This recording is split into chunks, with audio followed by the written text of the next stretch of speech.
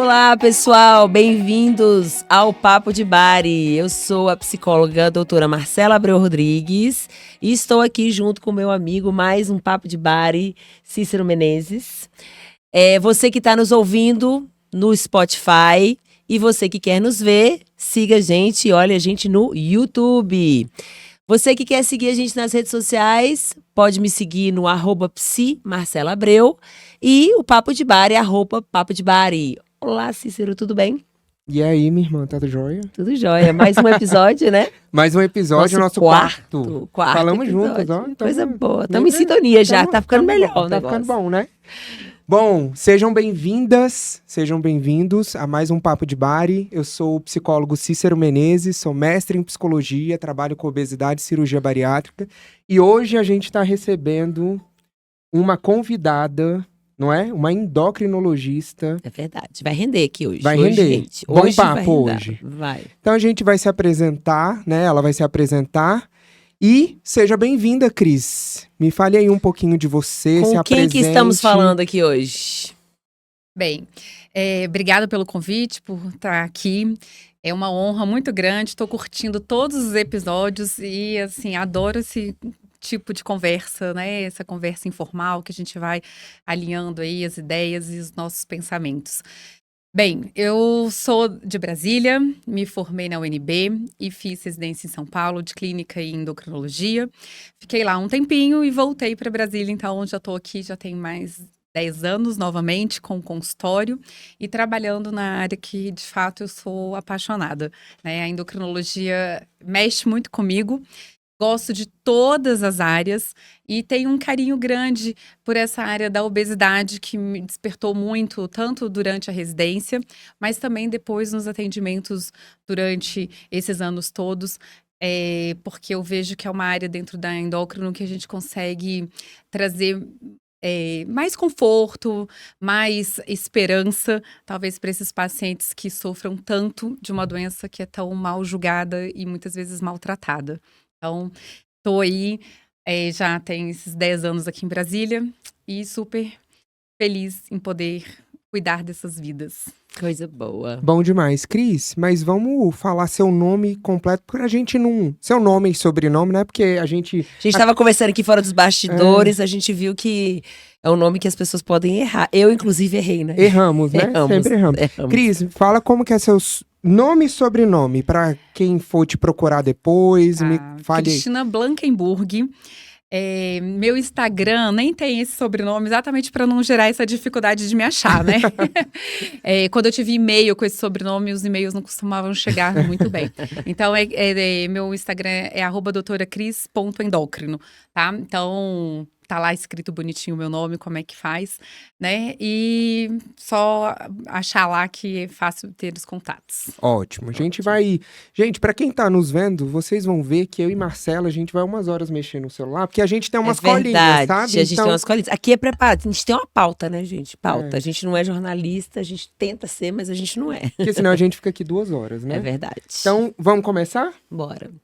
Cris, eu queria primeiro que você explicasse para os nossos ouvintes, para os nossos seguidores, o que é endocrinologia, né? Muitas pessoas não sabem qual é a especialidade da endocrinologia, o que o endocrinologista faz, né? Sabe que mexe com hormônio, assim, o que eu, pelo menos antigamente, eu falava assim, eu pensava isso, né? Endócrino mexe com hormônio, né? Então, assim, quem é o endocrinologista? Como é que é essa especialidade?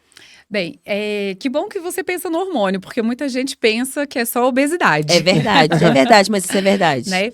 Não, mas a endocrinologia é uma especialidade médica, da área clínica, então, que trabalha com toda a parte hormonal.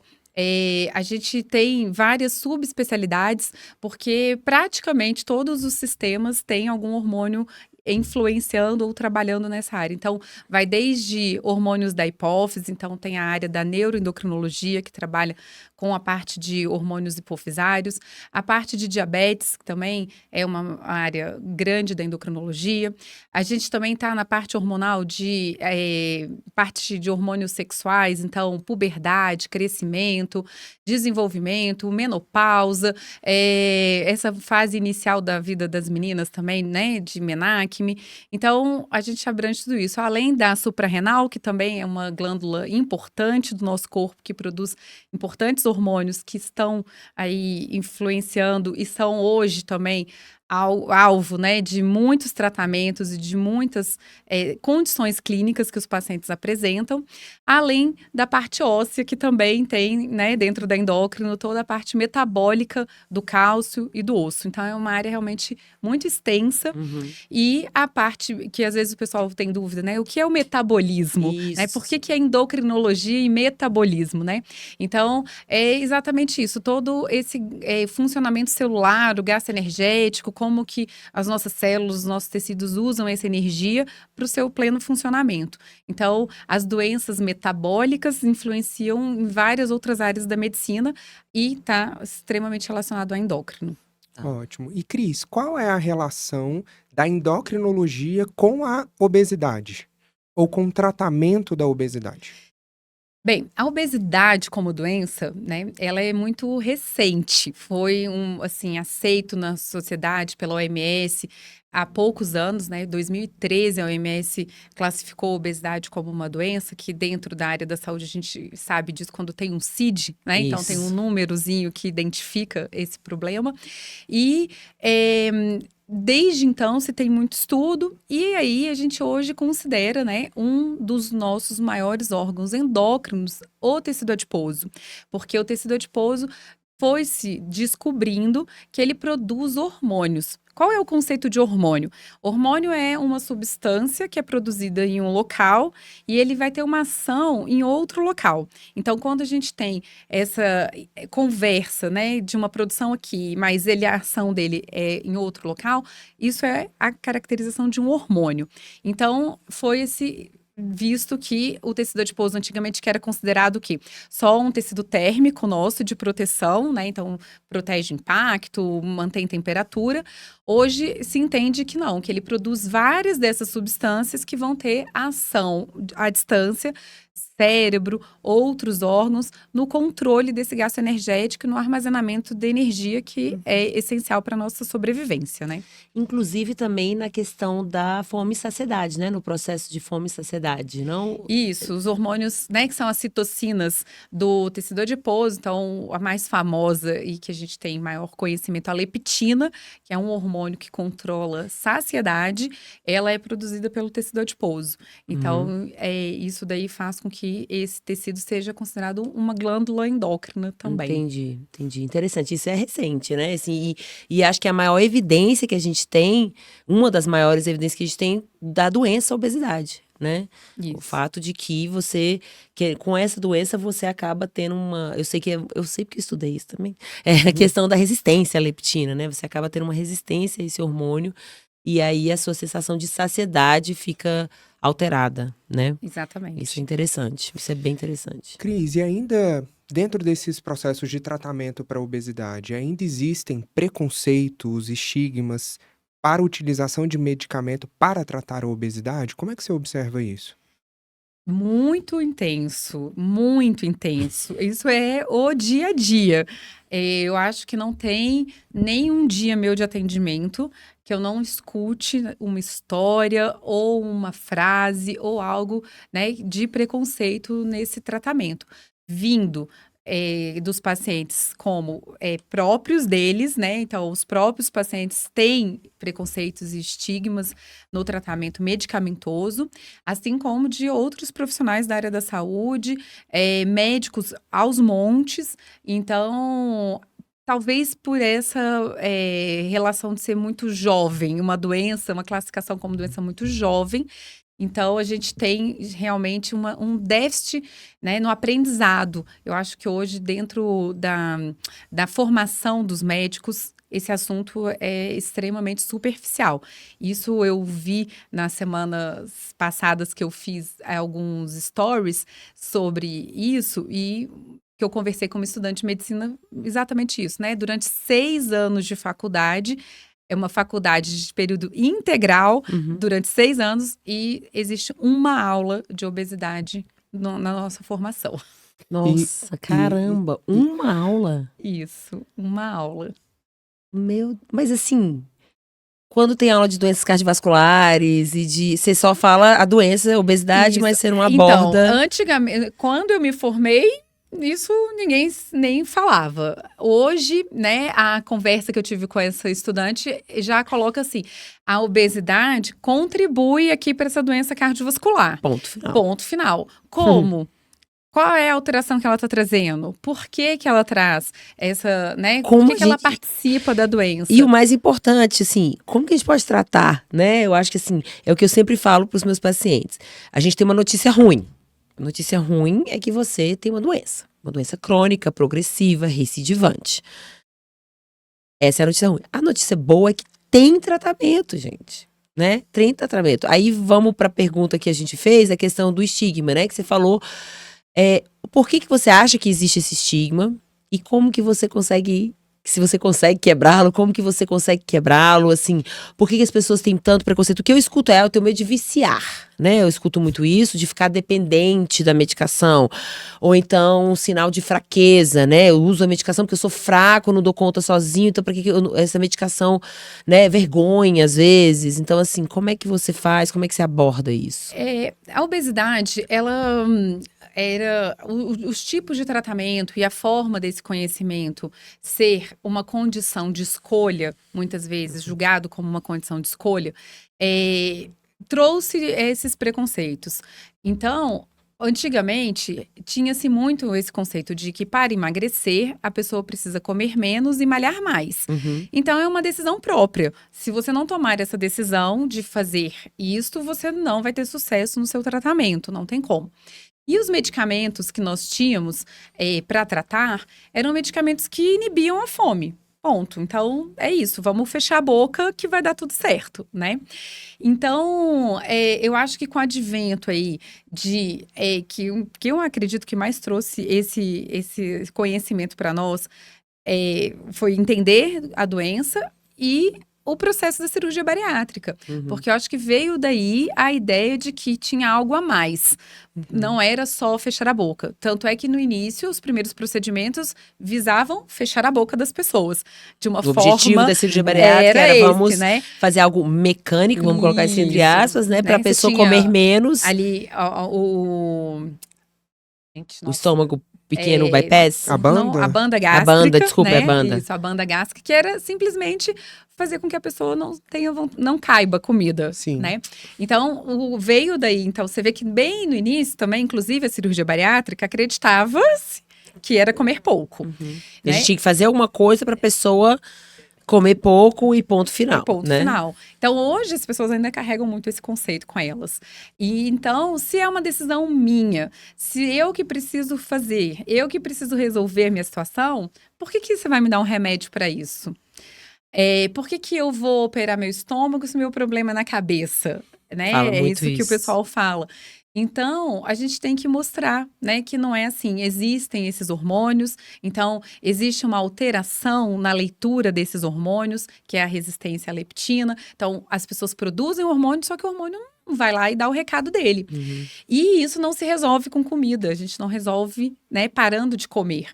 Então, a cirurgia bariátrica evoluiu aí para o bypass, mostrando, então, que existiam hormônios, muitos hormônios intestinais, hormônios do tecido adiposo, que estão, então, nessa conversa metabólica e que existe uma alteração ali nessa interpretação ou na produção e que gera, então, alteração de fome, alteração da saciedade, alteração do acúmulo do excesso de energia. E eu acho que quando as pessoas, elas entendem esse processo, elas passam a entender, então, tem que ter um remédio aqui nesse ponto que corrige e que aí vai facilitar, então, esse processo da perda de peso. Facilitadores, né? Um A medicação como facilitador. facilitador. Então, eu falo demais para os pacientes de que, assim, o remédio não resolve a vida de ninguém, em doença alguma, né? Então, para que serve o remédio?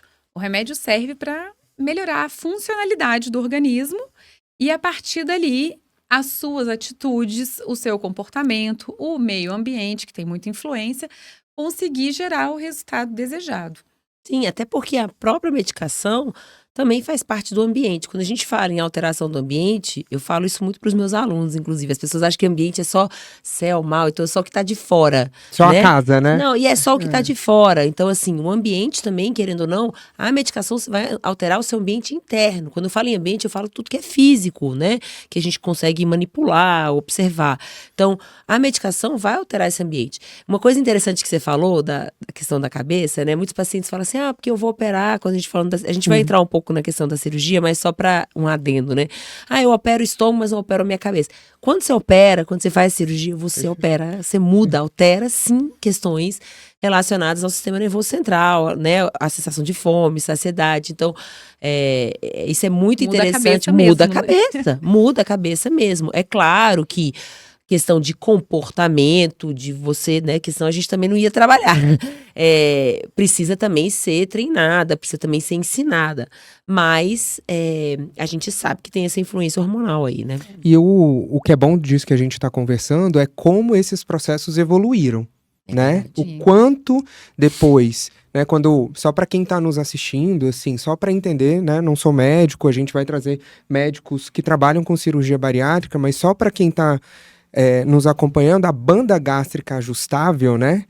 É uma banda mesmo que colocava ali no estômago, né? Diminuir, assim. Sabe aquelas negócios que a gente coloca em Você mala, ir né? enchendo aos pouquinhos para ela ir apertando. Pra ela ir apertando, né? Então- A qualidade de vida do paciente não era muito legal, Não era né? muito O pessoal boa. que fez a banda e os resultados também a longo prazo a gente viu que não eram são Não era resultados muito bom. né? Então, só para duradouros. entender, a gente vai conversar depois dessas técnicas, né, em outros episódios, mas só para entender o que é isso. E uma outra dúvida, né, Cris?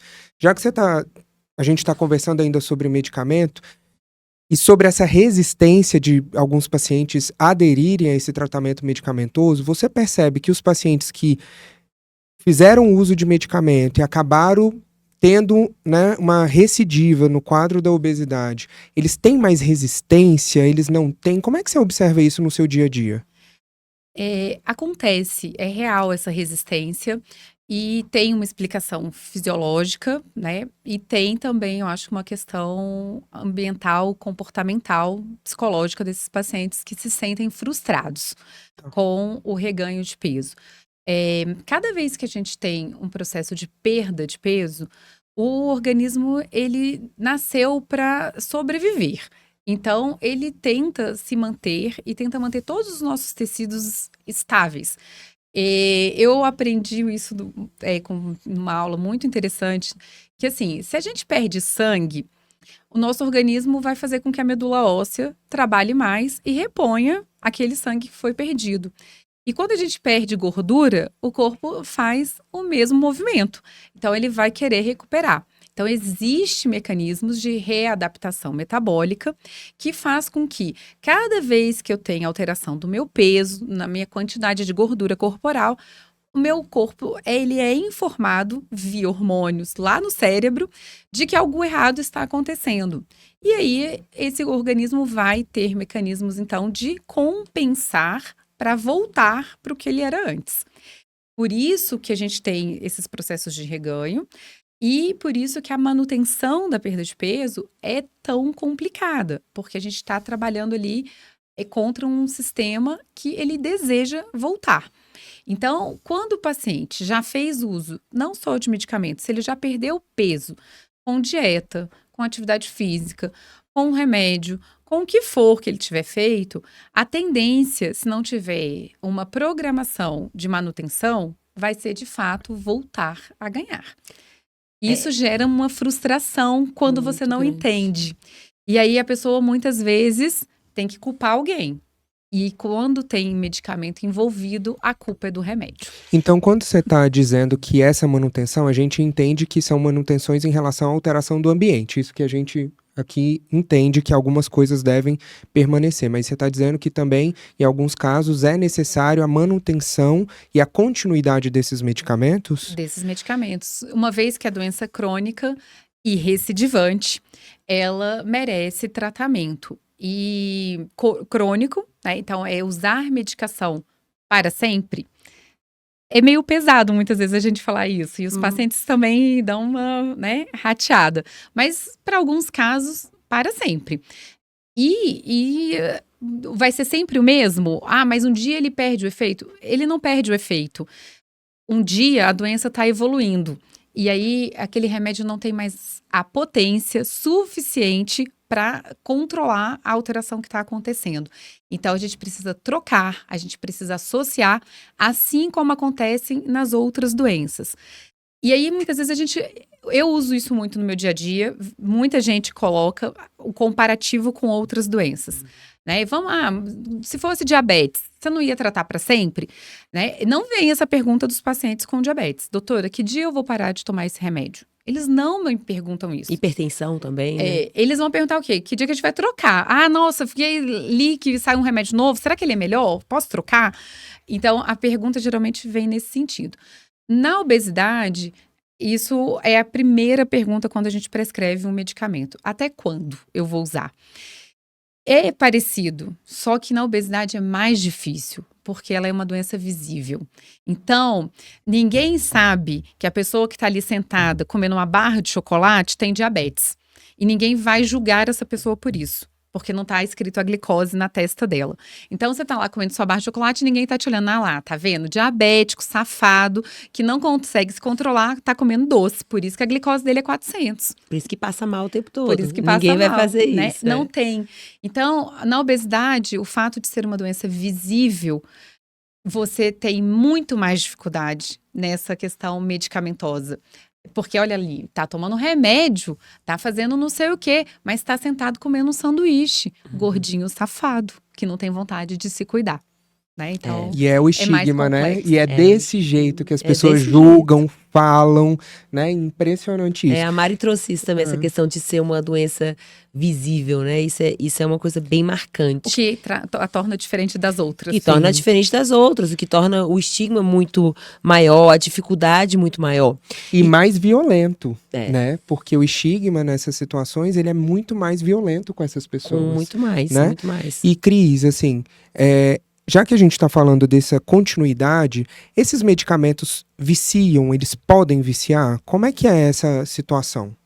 Não, a gente não existe esse termo e não existe essa patologia de vício, como a gente tem, né, de possibilidade do uso abusivo, por exemplo, em benzodiazepínicos, né, que são medicamentos usados para tratamento de ansiedade, que inclusive vem, né, escrito fora na caixa, que são medicamentos com potencial de abuso. E a forma como eles funcionam no cérebro que geram essa possibilidade de abuso. Então, o vício é uma forma de função cerebral específica. Então, os medicamentos que a gente usa no tratamento de obesidade não tem esse tipo de comportamento. Por que, então, que eu só consigo manter meu peso enquanto eu uso o medicamento? Meu corpo viciou ou acostumou? A palavra é usada nesse sentido, né? De acostumar. Não, né? O remédio existe, ele tem uma potência. Então, digamos que a minha doença tem uma potência 200 e meu remédio ele vai ter uma potência 250. Então, ele vai conseguir controlar ali o que está acontecendo, ele está melhor do que a minha doença. Entendi. A partir dessas adaptações metabólicas que existem, o corpo vai aprendendo a ganhar potência. E aí ele vai para 270. Então, meu remédio continua segurando os 250, mas a minha doença já está pedindo 270. Então, esses 20 aí eu tô, né, tendo talvez de reganho, de alteração comportamental, de aumento de fome, mais vontade de comer coisas que eu desejo. Então, você precisa talvez melhorar a potência do seu tratamento. Não é que o remédio não funciona. Prova é que todo mundo que pensa isso faz o quê? Tira o remédio. Não, e aquela coisa, né, Cris? Eu acho que é importante a gente notar, assim, a medicação também, ela não funciona sozinha, né? Assim, a gente tem a medicação, e aí foi interessante você falar essa questão do aumento da potência. Mas tem como frear isso, né? Essa potência? Eu acho que, assim, quando o paciente começa. Por favor, me corrija se eu estiver errada. Começa a aprender novos padrões de comportamento, começa a alterar também a sua alimentação, que querendo ou não vai ter uma relação direta com o seu metabolismo, praticar mais atividade física, aquela questão multifatorial mesmo, querendo ou não, começa a diminuir ali a potência da obesidade e a potência da medicação mantém ali, né? Então, encontrar esse equilíbrio aí vai depender tanto da medicação, mas também como mudanças de comportamento. Então, tem que ser como a gente fala, um tratamento multidisciplinar, justamente pra gente poder encontrar. E eu gostei dessa ideia, desse negócio de potência, gostei desse negócio. Vamos usar daqui pra frente. Vou usar, gostei disso aí, gostei. Do sangue também, gostei. E outra coisa interessante, outra analogia que eu faço, que eu acho que o pessoal entende bem, é o cabo de guerra, né? Quando a gente vai começar um tratamento pela primeira vez, principalmente quando eu tô iniciando um primeiro tratamento, que não é fácil achar esse paciente, a maioria já vem, né? Da dieta da lua, do sol, do abacaxi. Já peguei lá no HUB, na época do HUB. Gente, eu conheço a Cris da época do HUB. Tinha um paciente que enterrava berinjela e tomava o chá da berinjela enterrada, então ele tinha diarreia, né? Então, então é difícil do paciente ser. Nunca Cru. Tentei, né, tratar a minha obesidade. Ainda mais hoje com as redes sociais, né? Com essas questões. Tem várias magias lá, né?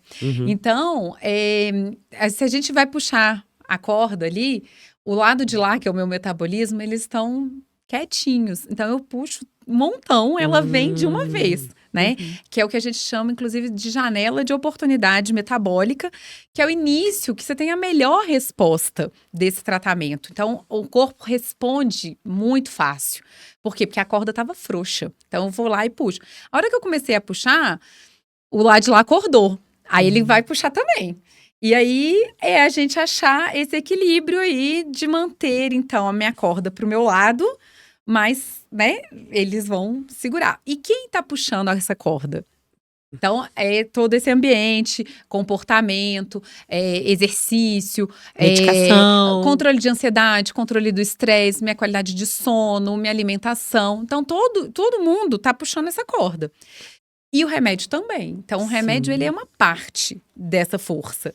E aí, o grande problema, nem todo mundo consegue manter toda essa força puxando essa corda.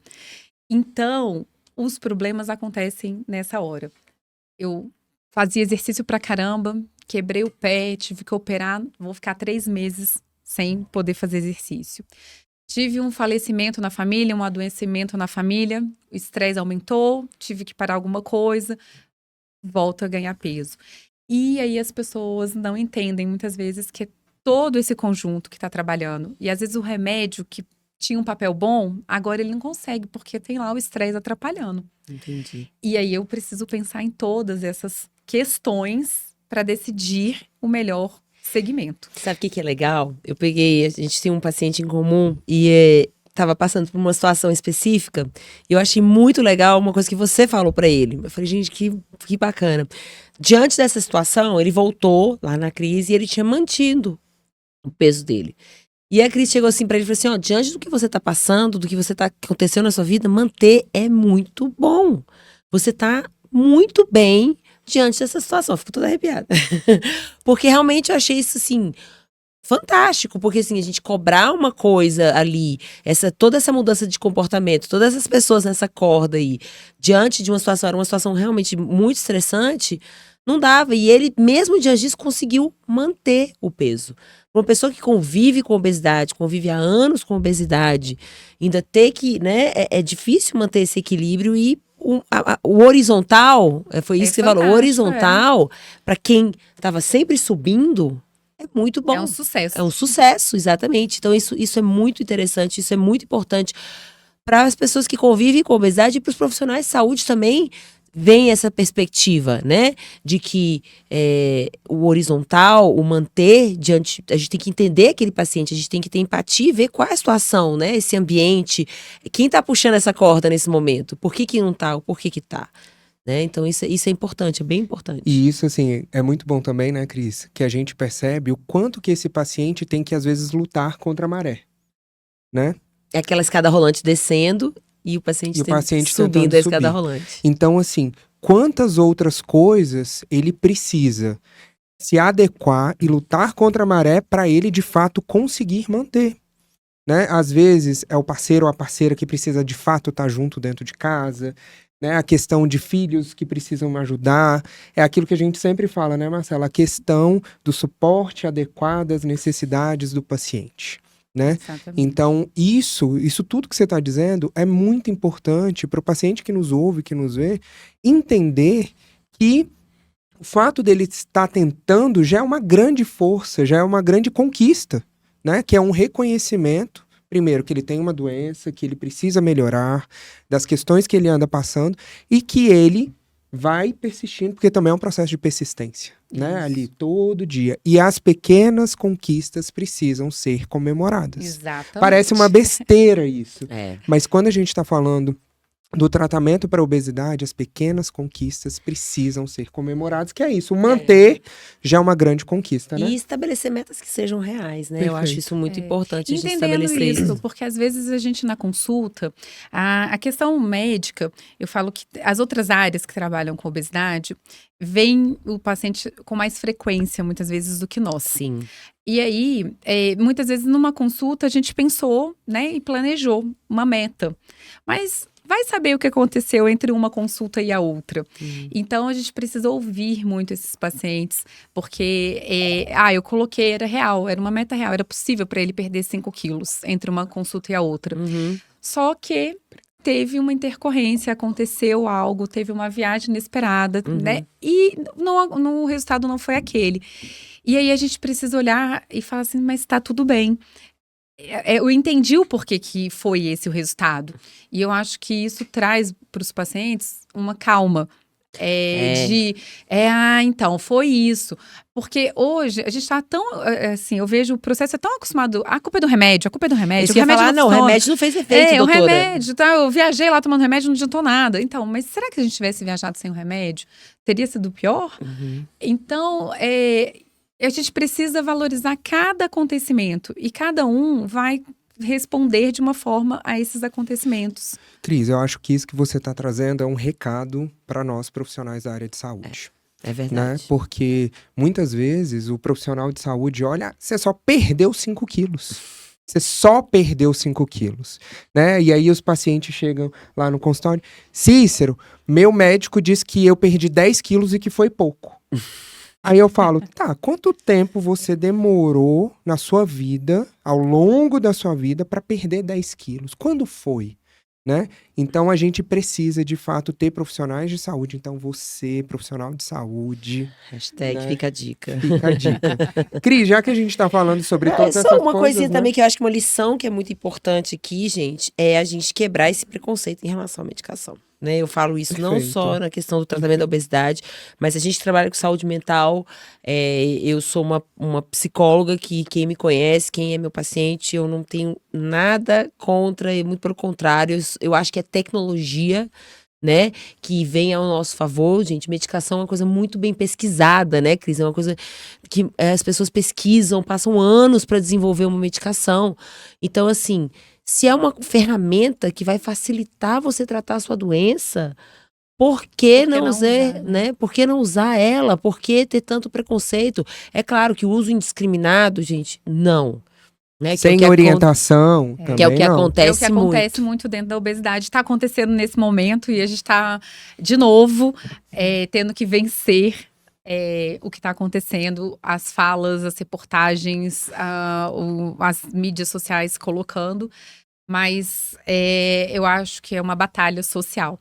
E para falar do que você estava falando das comemorações, lá no meu consultório eu fiz. Porque eu sei que eu sempre coloco, minha secretária até que tem um emojizinho pra mim disso, que eu sempre falo assim, poxa, você brilhou, foi excelente. Ganhou positivo. Ganhou Ganhou estrelinha. E aí eu fiz, entendeu? Um cartão, um imãzinho de estrelinhas douradas, brilhantes. Gente, maravilhosa. Para cada conquista dos pacientes, porque a gente não aprendeu na nossa vida a elogiar, a se parabenizar, a ganhar presentes por um resultado positivo. Parece que é mais que obrigação, né? As pessoas Isso. encaram como... Não, é mais que obrigação, né? Finalmente você criou vergonha na cara. Isso. Sendo que ninguém sabe todo o sacrifício, toda a mudança que a pessoa teve que fazer pra conquistar aqueles 2 quilos, pra conquistar aquele... Fiquei emocionadinho. E eu Né? falo muito pra ele. Eu falo muito. Você tem que comemorar cada conquista. E não importa se é na balança, ou no sono, ou na qualidade Ou de na vida. roupinha que fechou, né? Na Pra perninha quem que tá cruzou. vendo, agora estou com o olhinho marejado. Lacrimejando. Eu fico emocionado mesmo com essas coisas, sabe, Cris? Porque isso parece uma besteira, mas é humanizar um atendimento com respeito, com... Sabe, assim, é tão difícil Cuidado, a gente... Com né? cuidado. E a gente tem falado tanto sobre isso, né? Chamamos a pessoa certa. Minha irmã, tamo arrasando. Cris, aí vem a pergunta que não quer calar, né? E a cirurgia bariátrica, né? Eu sei que você... É um tratamento que você gosta também, assim, que você confia, que você acredita. Quando indicar, quando não indicar, quando que você acha que o seu paciente, né, você fala assim, não, vamos para cirurgia bariátrica, não vamos. Como é que é isso para você?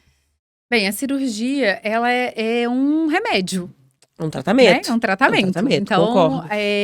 primeira coisa, é muito difícil a gente... Eu falo assim, os pacientes que procuram a endocrinologia, geralmente eles estão lá porque eles não querem operar. Porque quando eles querem operar, eles vão direto pro cirurgião. Fato. Eles dão uma pulada na gente. Fato. E é Depois eles erradíssimo, voltam, mas é. eles acabam tendo que voltar. Mas, então, assim, no primeiro contato com esses pacientes que estão na endocrinologia, eu tenho que ter cuidado para falar da cirurgia, porque a maioria já está ali porque eles não querem essa opção. Então, quando a gente fala, você já pensou sobre a cirurgia bariátrica? Um olhão desse tamanho, né? Mas eu não tenho tamanho. Essa é minha última opção. Eu só penso nisso se não tiver mais solução. E aí, a gente vai aprendendo com o tempo que tem que explicar isso aos pouquinhos. Então, a gente precisa sentir muito que o paciente está preparado para ouvir na consulta. E eu costumo falar com todos sobre esse step. Então, a gente precisa, né, da mudança de estilo de vida. Isso já está super bem estudado, super bem ratificado na ciência, tem lá os protocolos, como é que a gente faz. Então, mudança de estilo de vida, controle de sono, atividade física, estresse, alimentação. Isso precisa estar sendo orientado por um profissional. Se você fazer sozinho não te deu o resultado, então agora o segundo passo é ter orientação profissional para todas essas questões. O que a gente espera? Uma perda de peso, em média, de 5% com essas mudanças. Se isso para você é o suficiente, siga a vida, faça isso e tenha esses profissionais te orientando. Para quem não é suficiente, ou a pessoa não teve essa resposta, ou aquilo para ela não resolve as questões de saúde, vamos para o segundo step. Questões de saúde, você está falando comorbidades, Comorbidades. né? Alterações, né? Que a gente vai ter aí de colesterol, de pressão, de glicose. Tratamento medicamentoso. Hoje, a gente tem, então, opções de tratamentos com remédios seguros, bem estudados, de longo prazo. Então, tem toda a ciência envolvida e que nos dá segurança. Tem os bons respondedores, tem os não respondedores e tem a galera da média. A galera da média responde ali com uma perda de 10, 15% do peso. Isso é o que os estudos nos mostram. E, assim, com uma promessa para os próximos medicamentos que estão para serem lançados, chegando até 20% de perda de peso. Se isso você se enquadrar, né, nessa resposta, se isso der certo para você, se for possível, se você conseguir pagar o tratamento, se você conseguir usar o remédio, se você não tiver efeitos colaterais, se você não tiver contraindicação ao uso desses medicamentos, e isso for o suficiente para a sua saúde, ótimo, vamos ficar aqui até não dar mais certo nesse local. E aí, se isso não é suficiente, se isso daí para você precisa de mais, a cirurgia bariátrica é a indicação. Dá para a gente ir para a cirurgia bariátrica sem ter uma orientação de um estilo de vida saudável? Não. Possível. Né? Então, não adianta eu querer começar lá de cima para resolver lá embaixo. Então, a gente precisa ir galgando esses passos para poder ter sucesso. Quanto tempo se demora? Depende, né? Aí vai depender de cada um, de como é a resposta, como é o segmento. Então, isso depende muito. Tem pacientes que na primeira consulta a indicação é de cirurgia bariátrica? Tem. Tem pacientes que na primeira consulta a indicação é essa. Até pelo histórico, né? Todo de vida, do que já passou, que a primeira indicação será essa. E aí, esse paciente a gente precisa conversar direitinho. E muitos falam, mas se eu fizer tudo isso que você está falando, eu não preciso mais da bariátrica, eu já emagreci.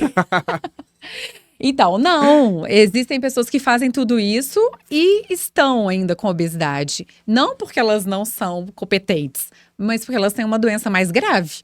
que não responde a esses tratamentos. Entendi. E elas terão sucesso na cirurgia porque elas já sabem fazer tudo isso, de controle alimentar, de controle de estresse, elas já entendem a importância do exercício. Esse é o público sucesso do pós-operatório, porque eles não vão precisar aprender nada disso. Eles já têm isso na bagagem, já é um hábito. E já aprenderam no pré-operatório, né? Comigo, com o Cícero, Como dá, que- pá, a gente, né? Não, a gente brincando, né? O nosso episódio 3 foi muito sobre isso, né? Sobre essa questão do preparo psicológico e da mudança de estilo de vida, de comportamental necessária para o sucesso da cirurgia bariátrica, né? Então, assim, mais uma evidência aí de que essa questão de mudança no pré-operatório vai ter que existir, né? E assim, né, acho que também o paciente que vai para a cirurgia bariátrica precisa entender que a cirurgia bariátrica ela é uma ferramenta que altera o metabolismo, né? E que por conta disso a gente consegue também alguns sucessos que só os outros tratamentos ou a somatória deles não dá esse resultado. Verdade, Isso. verdade. Isso é importante. E aí, ainda nesse assunto de cirurgia bariátrica, né? Uma coisa que eu recebi até essa pergunta, mas também eu já ia perguntar de qualquer jeito, né? A gente sabe que a gente tem um dado aí de 25% a 30% aí de pacientes com recuperação, né? Do peso. Ou às vezes recuperação total, ou uma recuperação aí de 10% a 15%, que a gente já considera aí reganho acima de 15%. Ainda não tem um consenso, né? Mas na literatura, mas a gente, assim, 15% do peso mínimo, a gente já tem uma parte aí de uns quase 30% de pacientes com isso. Com essa recuperação, é algo que aconteceu muito na pandemia, a gente teve muitos casos, assim, aumentou bastante depois da pandemia. E uma das coisas que a gente indica é procurar o endócrino, né? Até porque tem alguns estudos mostrando que a medicação cabe aí. E aí? Cabe, não cabe? A cirurgia já era, acabou, perdi minha cirurgia. Não, tem que caber. A gente não pode desistir nunca do paciente. Boa. Eu acho que isso é algo que a gente precisa entender isso na obesidade. Eu escutei já de pacientes meus falando que tinham taquicardia e insônia uma semana antes da consulta com o médico, porque ele ia me cobrar um resultado que eu não tive. E eu perguntei, mas você continua lá? Porque ele grita comigo, porque ele me dá bronca, porque ele não aceita que eu não dei conta de fazer. Então, é esse tipo, né, de atendimento de profissionais que faz com que a gente escute, né? Não, meu médico me deu alta, que ele falou que eu não tenho solução. Meu Então, Deus! Tem essas falas. E aí eu falo, então, é incompetência médica, né? Incompetência técnica, porque quem estudou precisa achar a solução Técnica de e todos os humana, né? Eu acho que pacientes. até uma incompetência humana também, né? De acolhimento, de... Porque você já viu algum oncologista desistindo dos seus pacientes oncológicos? Verdade. Algum... Ai, meu Deus, que trabalha com pacientes com HIV? Algum Infectologista. desculpa, eu tava aqui. Né? Algum infectologista desistir do seu paciente, né? Você não que tem mais convive jeito, com HIV? não. Esse é um negócio, Nada, essa doença agora isso aí é problema te seu, foi vira. você. Vou te dar alta. Então, não existe. A gente tem que achar. Se a gente não tem uma solução, a gente vai ter que sentar junto com todo mundo. Então, vamos lá, vamos juntar o nutricionista, vamos juntar o psicólogo, vamos... Cirurgião, e vamos lá. O que a gente pode fazer por você, né? Então, eu acho que... E os tratamentos com medicação... Já tem muito estudo, aí a gente já tem segurança de recomendar o uso e com sucesso. Com sucesso. Porque a gente sabe que a perda de peso da cirurgia bariátrica está muito relacionado com essas mudanças hormonais. Uhum. E a gente tem aí a alteração de 4, 5 hormônios que modificam o metabolismo. Às vezes, os pacientes, eles perdem essa mudança gerada, eles voltam para um patamar que eles tinham antes. Então, a gente gerou uma mudança com a cirurgia e essa mudança não sustenta. Esses são os pacientes que têm maior chance de reganho. E é isso que a gente tenta entender hoje em dia. Quem são esses pacientes? Por que eles perdem essa sinalização hormonal? E os tratamentos hoje são todos, então, visando voltar com esses hormônios. Então, eles voltam a ter respostas, sim, e boas respostas. E aí, até porque Me corrija se eu estiver errada, né? Lá vai eu querendo dar uma dívida. Mas até porque ele não perde a cirurgia, né? Se você fizer um ultrassom de abdômen ali, Tá lá, a modificação tá é pra lá, sempre. Não é isso gente. que eles falam que é pra sempre? Exatamente. Então, assim, tá ali o estômago pequenininho, o desvio do intestino, se fez um sleeve, o estômago tá ali pequenininho. Então, quando esses pacientes que tiveram recuperação de peso fazem ali, olham ali, então, mecanicamente, né? Então, os dados, o último consenso, né, que saiu, mostrou que menos de 1% da causa de recidiva, de reganho de peso depois da cirurgia, está relacionado com a técnica em si, cirúrgica. né? Então, a maior parte está essa questão metabólica e comportamental, né? E Comportamental. E quando a gente avalia, né, quando o paciente chega no consultório, né, da gente, depois desse processo de reganho, né, eu dentro do meu mestrado eu fui justamente estudar se a dinâmica familiar contribuía nos casos de reganho de peso, né? E claro que assim, não tem como generalizar, porque eu só fiz 2 estudos de caso, mas o que a gente observa é que, por exemplo, um dos fatores que podem contribuir nessa questão é a dinâmica familiar. Às vezes esse paciente chega lá no nosso consultório, como é que tá a questão da atividade física? Ah, não tô fazendo porque eu tô com preguiça. Ou, eu não tô fazendo porque eu não tenho tempo. Ou porque eu ainda não achei a atividade que eu me adequasse. Como é que tá a questão da dieta? Como é que tá a questão do beliscar? Então são um somatório de coisas que a gente às vezes tem que fazer ajuste para além da medicação para que esse paciente volte a perder peso e venha aderir aos tratamentos em relação à doença. Porque a gente também, além de tudo isso, a obesidade é uma doença também inflamatória, né? Isso. Então a gente precisa ajudar o paciente a encontrar esse novo, digamos, equilíbrio para que a gente volte a ter esse sucesso, né, terapêutico. Sim. Isso, então tem que resgatar todo mundo. E o que a gente vê é o cansaço do tratamento de uma doença crônica. Então, os pacientes muitas vezes relatam, né? Depois de 10 anos, que cansa. Sim. E cansa mesmo. Qualquer doença crônica cansa. Eu tenho pacientes com diabetes tipo 1 que ficaram com diabetes a partir ali dos 7, 8 anos de idade, que hoje estão com 40, e falam assim, de vez em quando eu queria tirar férias e esquecer que eu tenho diabetes. Então, porque cansa. Você ter que tratar uma doença de forma crônica cansa. E aí os pacientes cansam, eles cansam da dieta, eles cansam da obrigação do exercício, eles cansam da parte mental. O social muda em 10 anos. O que aconteceu na sua vida em 10 anos? A pandemia mostrou isso super, né? Muito, Como o muito. estresse está ali extremamente ligado com a questão metabólica. E aí, a gente precisa trazer e falar assim, vamos lá, né? Eu tô aqui do seu lado, eu te dou a mão para te ajudar até você descansar um pouquinho e conseguir voltar e recuperar. Então, acho que a gente tem que olhar muito com isso, porque não é fácil. Não é fácil você ter que tomar remédio todo dia. Se a gente tivesse que tomar um remédio todos os dias, a gente ia reclamar, né? E imagina quem tá aí no pós-operatório de bariátrica. Quantos cuidados ele tem que ter. Então... É uma escolha, né? Não é fácil. Não é a gente fácil. tem que entender que, então, de vez em quando, ele só precisa de um apoio. Escolha. Eu sempre falo para os pacientes, Cris, assim, se for necessário pegar na sua mão e dizer vamos junto, vamos junto. Né? Exatamente. Não, e uma coisa que atrapalha muito e que muitas vezes a gente não tem controle é uma questão social e ambiental ali, né? Socioeconômica, muitas vezes. Então, a gente vai no supermercado, o supermercado não facilita a nossa vida. A gente não precisa, com a pandemia, eu acho que a gente viu muito isso, a gente precisa sair de casa pra nada. Pra nada. Então vem a questão da movimentação, do sedentarismo, né? Então, assim, tá tudo na palma da mão. Então, essa revolução tecnológica tem o seu lado bom, mas tem um lado ruim também, né? E o que são fatores que dificultam a nossa vida. Aí a gente pensa também economicamente, né? Uma penca de banana ali, você paga, sei lá, R$8. Com R$8 você compra 1 quilo de biscoito Mabel. Dá pra mais gente comer. Exatamente, dá pra mais gente comer.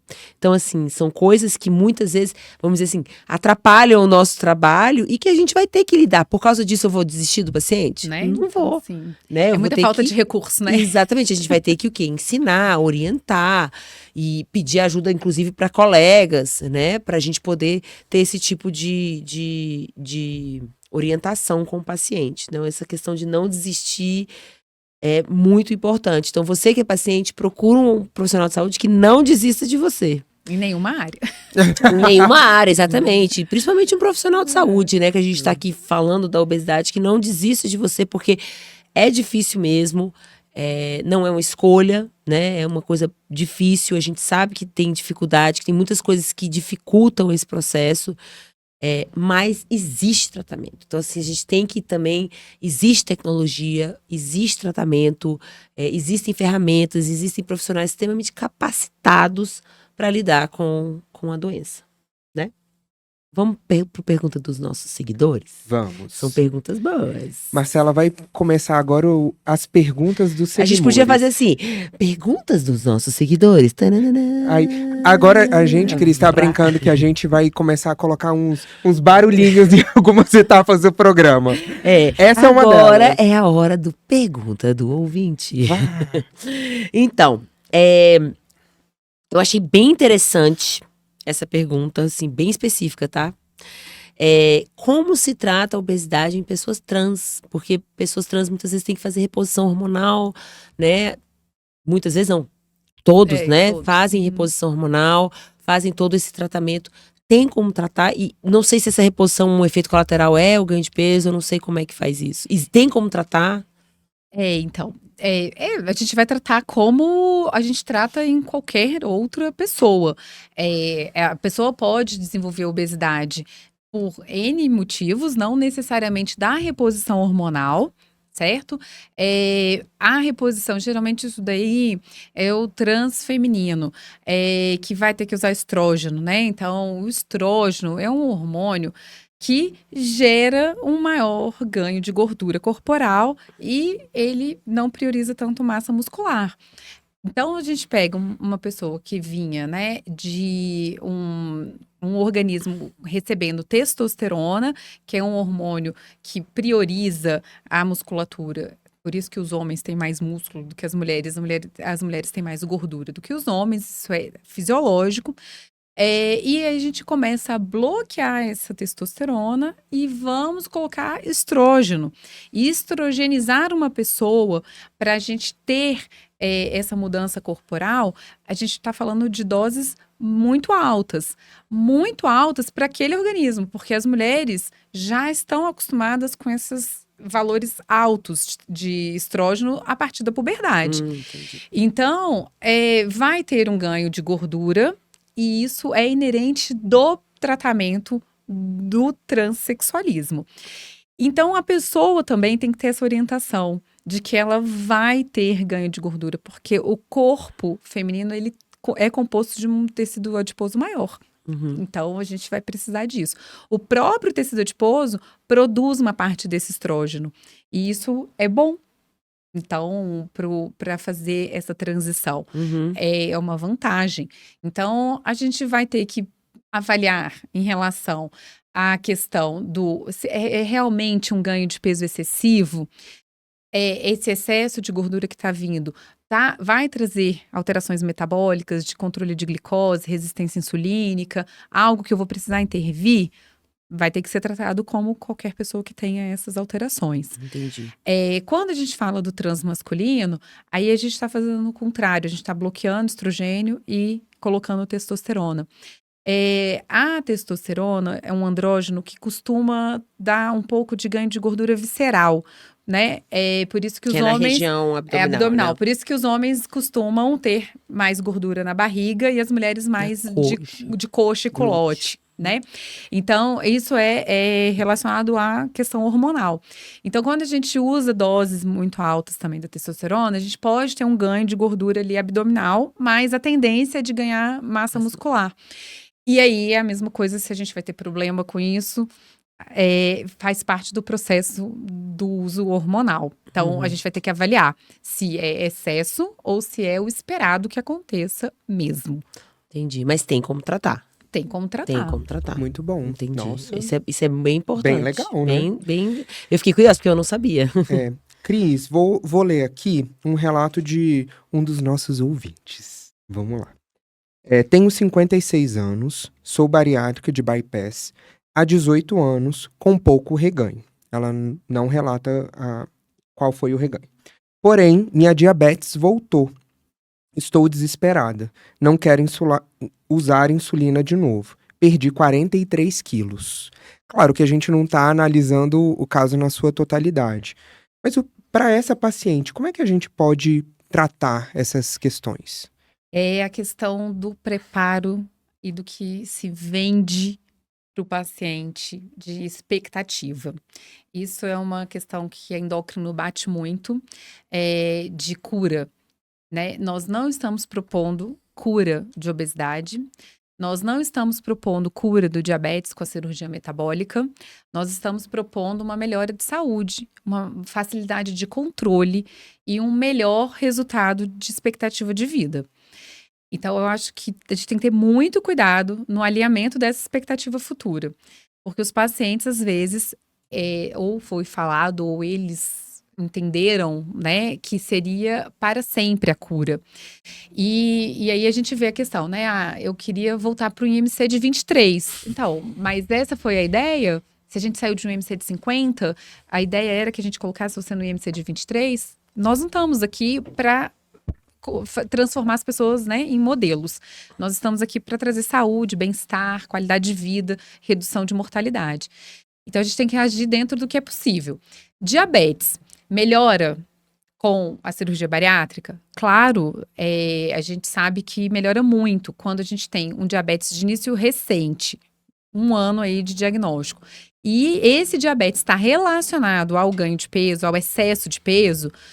Perder peso resolve esse diabetes, mas é te colocar no patamar das outras pessoas do mundo que tem risco para ter diabetes, porque, sei lá, você tem a família inteira que tem uma genética para diabetes e esse seu risco genético não foi modificado. Então, pode ser que você venha a ter diabetes mesmo assim?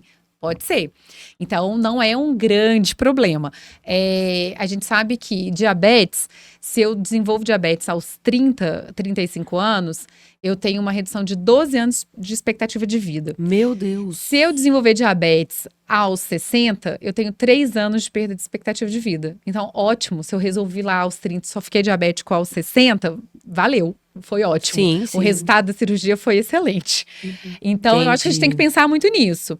Nesses casos, eu imagino que essa pessoa que escreveu, provavelmente assim, ela deveria ter um diabetes usando insulina, talvez, pelo medo que ela tem do uso de insulina. Ela falou, eu não quero usar insulina de novo. De novo, né? Então, assim, a gente sabe que os pacientes que têm a necessidade do uso de insulina são pacientes que já estão num processo mais avançado do diabetes. A cirurgia melhora muito, muito. Só que você tem uma regressão da doença, um controle dessa doença, que pode recidivar. E é o que mais costuma acontecer, porque eu já tenho uma falência pancreática importante. Então, eu já perdi muita função desse pâncreas, por isso que eu já usava insulina. E aí, eu vou provavelmente evoluir com essa continuidade e vai precisar voltar a tratar, não necessariamente insulina. O bom, a gente hoje tem medicamentos muito potentes, muito bons, que controlam muito bem glicose, que a gente hoje quase diminuiu, não sei se pela metade, mas a gente diminuiu muito a prescrição de insulina para diabetes tipo 2. Então, Olha, eu não sabia disso.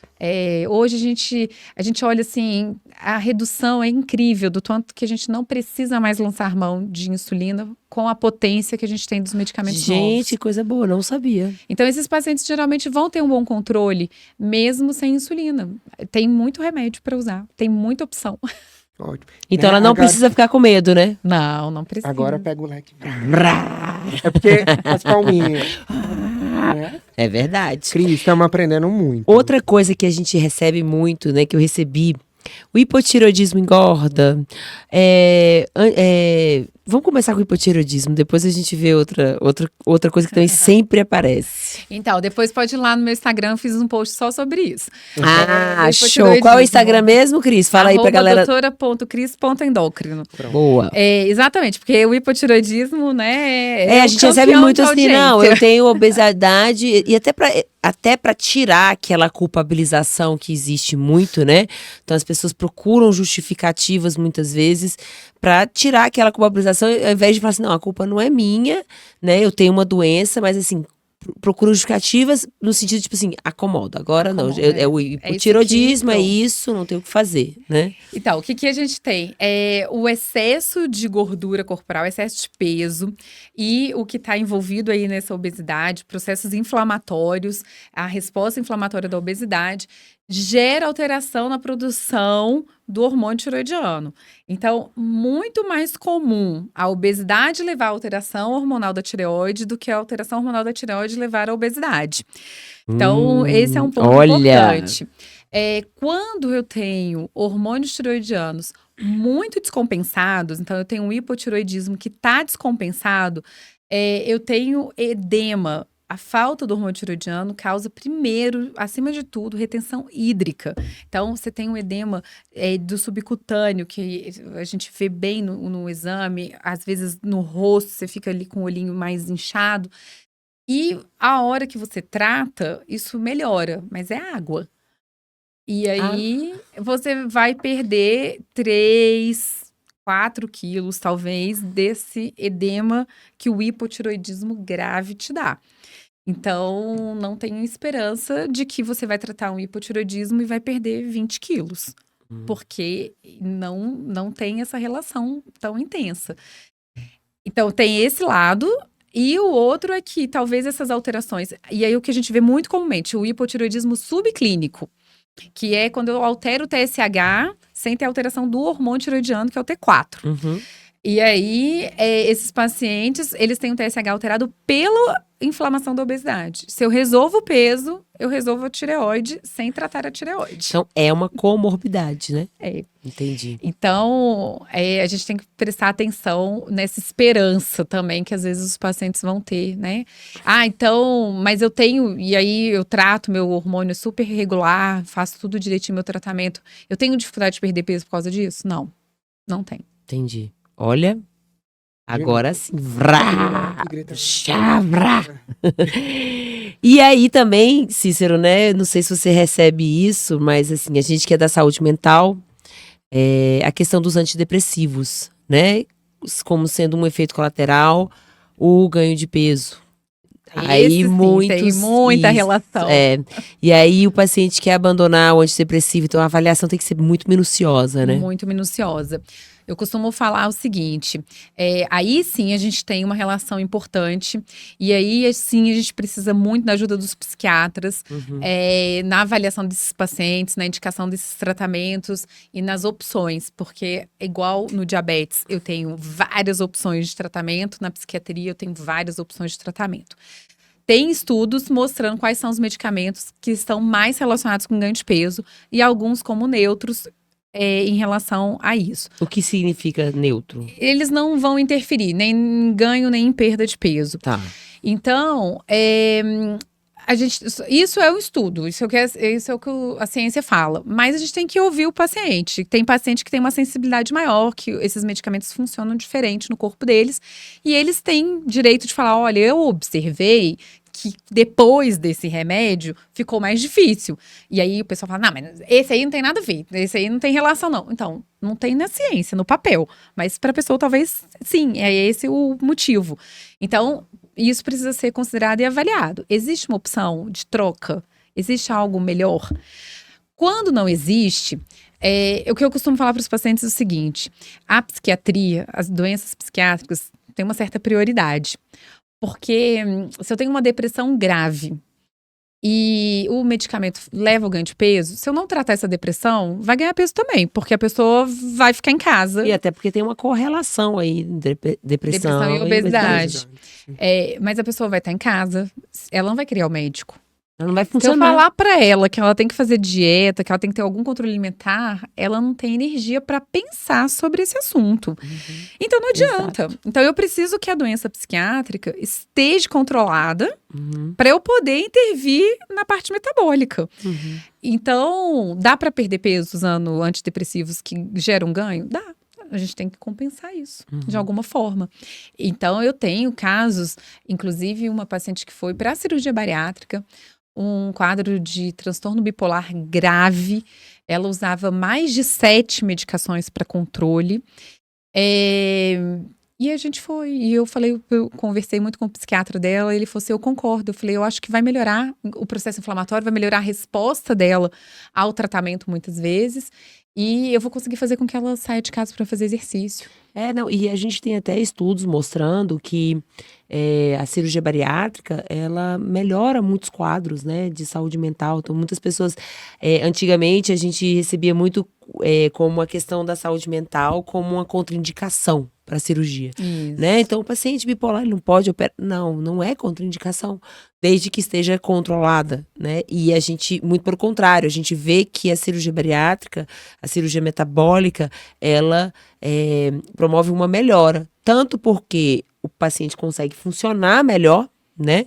Ele consegue praticar um exercício, ele consegue... Melhora a mobilidade toda, né? Mobilidade, ele consegue ter um reforço social maior, muitas vezes, ele consegue frequentar né, ter uma certa frequência aos profissionais de saúde e também como a gente vê essa alteração metabólica aí que tem, né, que está sendo muito bem estudado hoje em dia, né? Então... E aí, ser realista, o uso desses medicamentos atrapalham. Então, vamos ter uma pessoa que vai ter uma resposta mais lenta, que vai ter talvez uma maior dificuldade de responder ao tratamento da obesidade, e que tá tudo bem, e que a gente vai seguir, e que com a constância a gente constância, que é a palavra agora, né, da moda.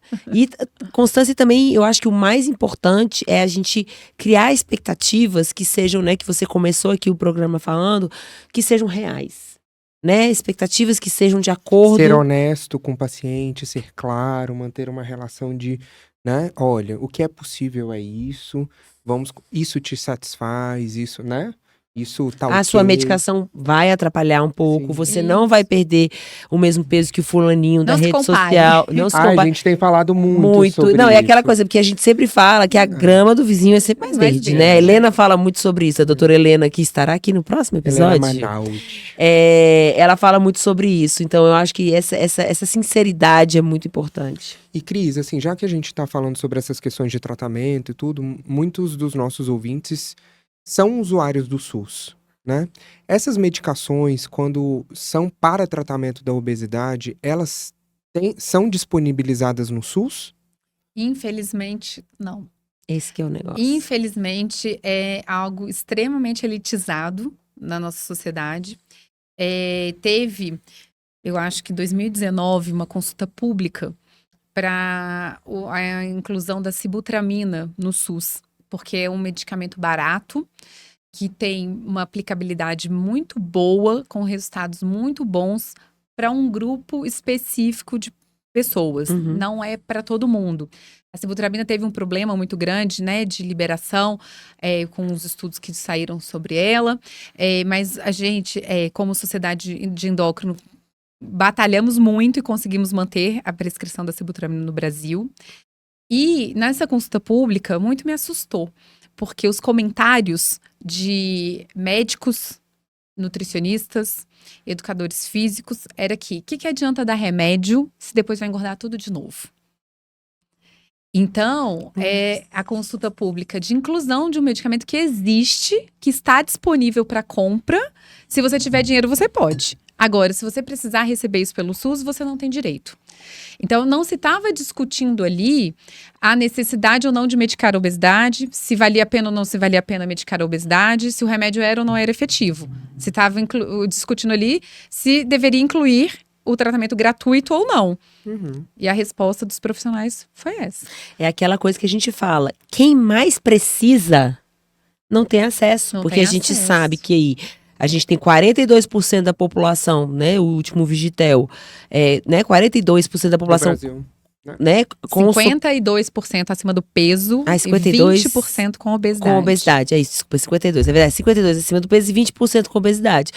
A gente sabe que a maior parte dessa população é uma população de baixa renda. Isso, eles são desassistidos em todas as áreas. Exatamente. Na atividade física, na qualidade alimentar, na qualidade de controle de estresse, eles vivem em áreas de maior nível de estresse. Exatamente. E estudos brasileiros mostram essa correlação entre a questão de renda e Obesidade. Então é aquela coisa, as pessoas que mais precisam não têm acesso. Não tem acesso. E aí vira um problema de saúde pública. Isso. Né? E essa saúde pública, olha o quê?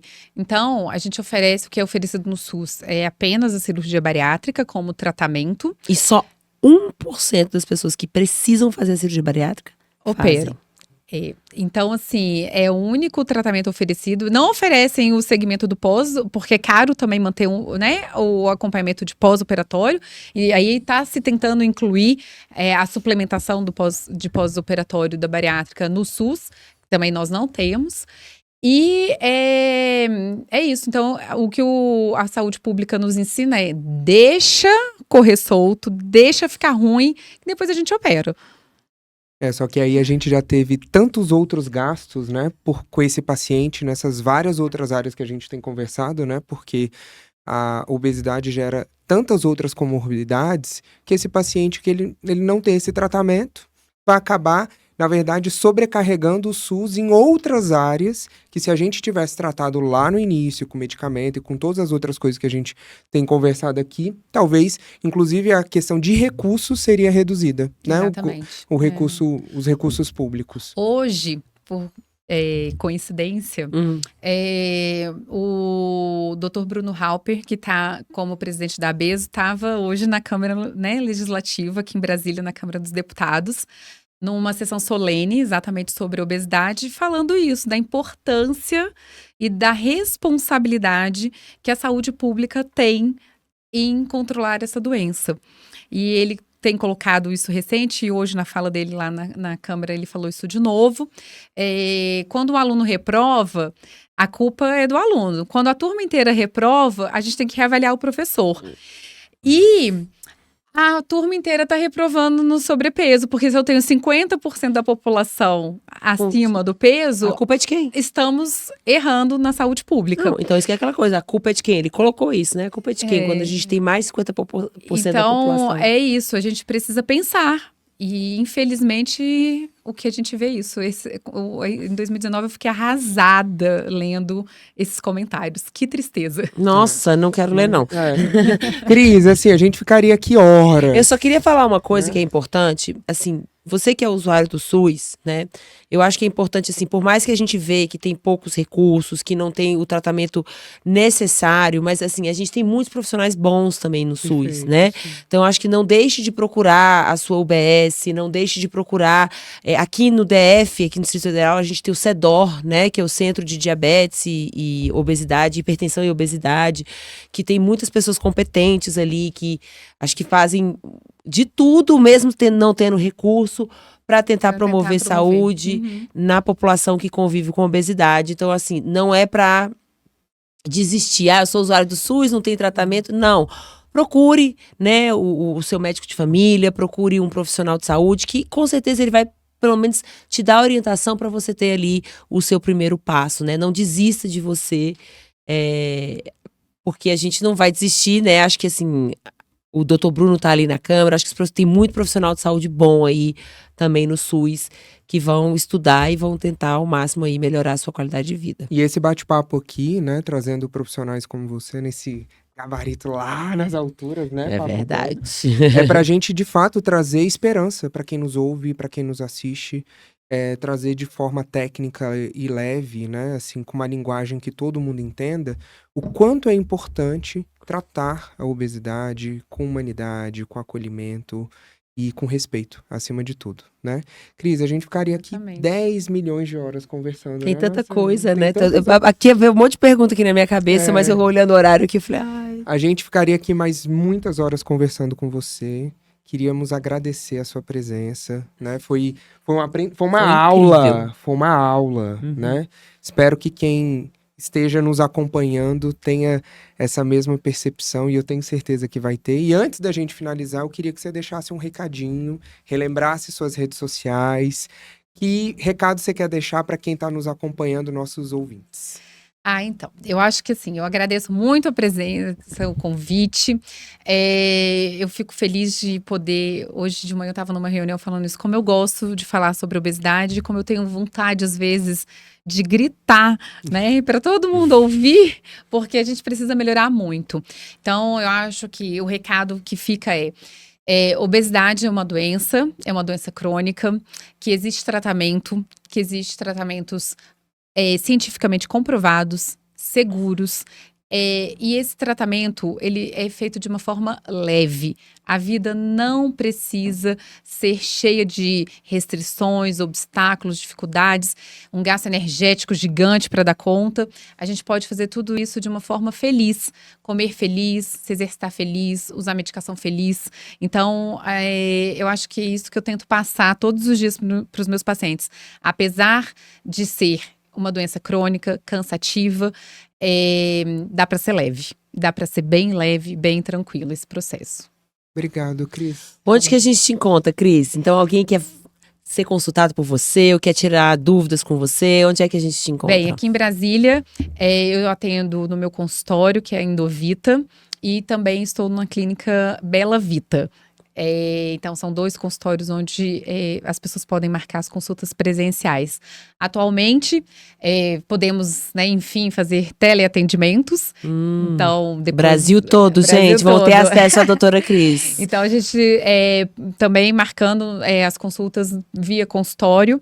E lá no meu Instagram mesmo, minha rede social que eu atuo mais e que tem todos os contatos. Então, procurando lá doutora.cris.endócrino, vão ter os contatos e a forma de marcação. E também podem tirar duvidazinhas com vocês, né? Pode, eu adoro. Ótimo. Cícero, meu amigo, mais uma vez, né? Acertamos em cheio. Bom demais, né? Acertamos, né? Arrasamos. Então, Pega o leque. Vou trazer. Não, eu tenho Vamos um leque. trazer um leque? Vou trazer. Vamos, Vou trazer as palminhas. Vou trazer.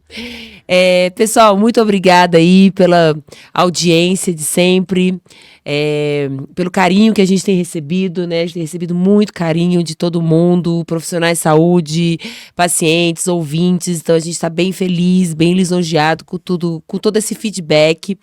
Também aceitamos críticas, né? Por favor, queremos melhorar para vocês. Eu sou Marcela Abreu Rodrigues. Quem quiser conversar comigo ou tirar dúvidas ou tiver ideia de assunto aí para os próximos Papo de Bari, @psi.marcelabreu nas redes sociais, no Instagram. E, Cícero, onde é que a gente te encontra, meu amigo? No Instagram, né? Mais uma vez, obrigado. Fiz até um postzinho emocionado. Eu ando muito emocionado, né? As coisas da vida. Enfim, obrigado, né? Pelos feedbacks, por esse carinho, né? Que a gente tá recebendo. Tem sido muito bom receber tanta possibilidade, né? As pessoas falam, nossa, tá tão legal, né? Saber desse conteúdo, enfim. Então, obrigado a vocês que estão nos acompanhando. Vocês me encontram no @CíceroPsicólogo no Instagram. Vocês acompanham o Papo de Bari no Spotify e no YouTube.